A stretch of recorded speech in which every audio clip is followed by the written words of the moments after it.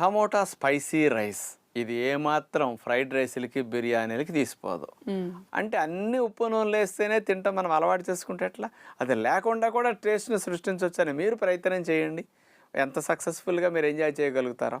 tomato spicy rice తయారు చేయడానికి కావలసిన పదార్థాలు: బాసుమతి ముడి బియ్యం 250 గ్రాములు, కొబ్బరి పాలు 250 ml, టమోటా రసం 250 ml, టమోటా ముక్కలు 1½ కప్, ఉల్లిపాయ చీలికలు 1 కప్, జీడిపప్పు 1/2 కప్, పచ్చిమిర్చి ముక్కలు 1/2 కప్, కొత్తిమీర 1/2 కప్, వెల్లుల్లి స్లైసెస్ 1 టేబుల్ స్పూన్, అల్లం పేస్ట్ 1 టేబుల్ స్పూన్, జీలకర్ర 1 టేబుల్ స్పూన్, జీలకర్ర పొడి 1 tablespoon, lemon juice 1 tablespoon, మేగడ 1 టేబుల్ స్పూన్, దాల్చిన చెక్క ముక్కలు 2, లవంగాలు 3, యాలకులు 3,